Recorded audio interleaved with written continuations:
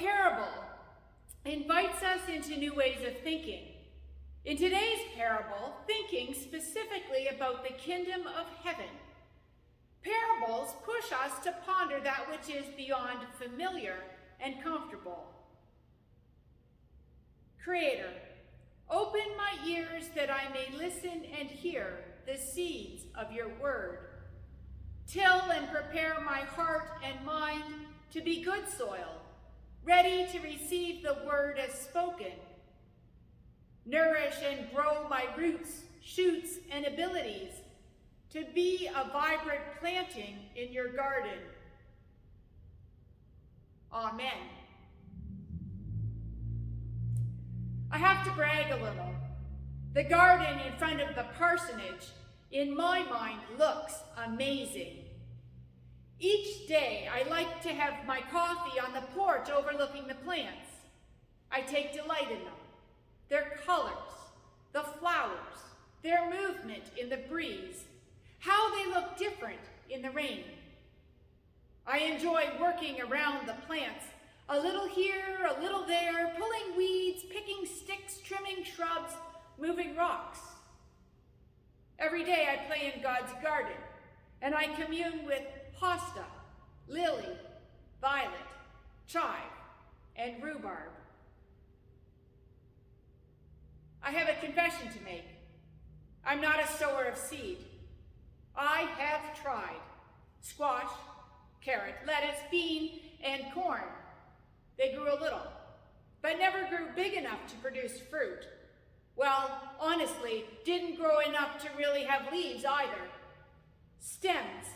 From seeds, I can grow stems that measure about 2 inches in height, but then they shrivel, or get eaten, or just remain sickly looking.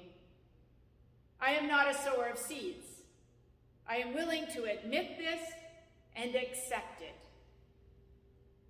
I have other talents. Hosta, lily, violet, chive, rhubarb, and their friends were invited to the garden. I met them in other people's gardens. They were full and vibrant and were ready to move further afield. With the help of a shovel, I separated hosta, lily, violet, chive, rhubarb from their mother plant and carefully transported them, replanting them in their new home, the front yard of the parsonage. I have learned that I am not a sower, but rather a successful transplanter. Paul, in the Romans text, goes on and on describing Christ within. If Christ is in you, this is the Spirit. The Spirit is life. In my experience, this Spirit that is life is like a mother plant, which can be subdivided and transplanted, allowed to grow and subdivided and transplanted again and again. This Spirit that is life moves farther and farther afield, recreating, accentuating, renewing God's garden, God's kingdom. When I ponder Christ within, I consider what grows in me that when subdivided will continue to grow. What grows like weeds? What grows like good seed? Plants that grow in me grow from my understanding of the gospel, that God unconditionally loves humankind so much that God dared to die to show us to that what lengths God goes to have us comprehend this love. The gospel is an abundance of grace, and God being vulnerable and present in a hurting world. Receiving this grace and abundance through the risen Christ overflows and enters the world as life-giving water through me, through you, for the healing of the world. The sower of seed. Reading the passage, it says, a sower, not sowers. Maybe none of us are sowers of seed. Reflecting on this passage, Bishop Larry Kukendorf of the Alberta and Territories Synod writes, God, a farmer, a sower who is extravagant, reckless, perhaps even wasteful in desire and intent. God casts the seed of the word, of grace, of forgiveness, of reconciliation, of promise, of life. God who casts this seed everywhere, in every place, in every life, in every community. God who casts this seed. Listen, it's for you, for me. Extravagant grace for you. Forgiveness for you. Reconciliation for you. Promise for you. Life for you. This sower, this farmer, God, who we know best in Jesus Christ and in his extravagant, restless life and death and life for us. The God we know in Jesus Christ, who in these kingdom parables is extravagant, reckless, and yes, wasteful, in God's desire and intent to be in relationship with us. God, a sower who casts the seed everywhere for the love of the world. God is the sower. God is the farmer. I am a transplanter. And based on Bishop Larry's explanation of God's seed, there is much that can be transplanted, divided, shared, and moved. Extravagant grace, plants of forgiveness, reconciliation, promise, life, and relationship. Transplanters are about taking the extravagance and the abundance of God, that which is wholesome and healing, and moving it to new places. It is looking at one's life and being, discovering what one has in abundance, and separating off chunks of this abundance to share with and plant in another person's garden.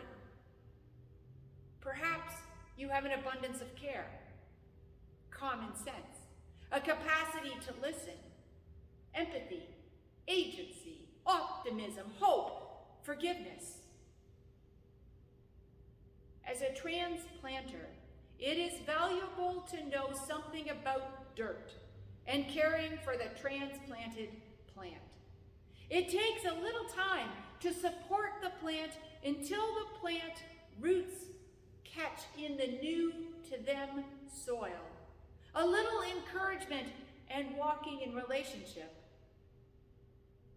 Although one would never read transplanter as part of a pastor's CV or job description, I think it's an apt description of what I do and what Christians are called to do.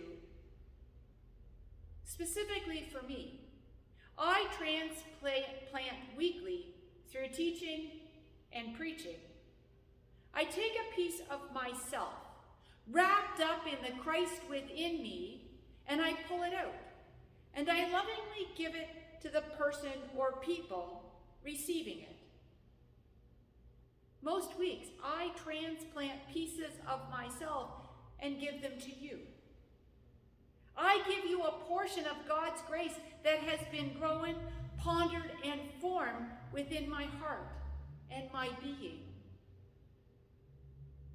Over time, the transplanted piece is nourished, given encouragement, fertilized, watered, and given sunshine, until it once again has taken root and grown and can be separated and divided, pulled out to be passed and transplanted again, and again, and of course, 100 times over. Consider what has been transplanted over the years, from me to you, planted in your hearts and in your minds. What is growing so much that it can be subdivided and shared? And I know that what has been transplanted in you grows and gets transplanted by you to others. Bonnie Arbin once said, "You are a piece of the puzzle of someone's life. You may never know where you fit, but others will fill the hole in their lives with pieces of you. The pieces of me that are worthy of being a piece in the puzzle of someone else's life are the ones that come from the abundance of God, of God's grace. The pieces that Paul talks about as Christ within. The sower has planted seed extravagantly everywhere. The seed has taken root and it has grown here, and here, and here, and here, and here, and here.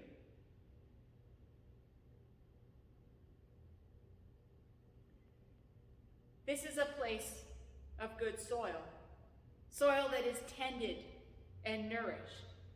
We are full-bodied, vibrant plants with gifts and abundance overflowing the garden bed.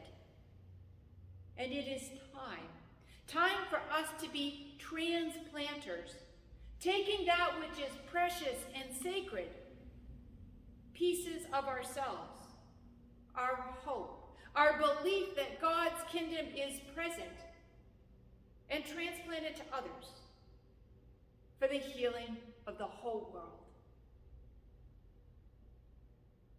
Amen.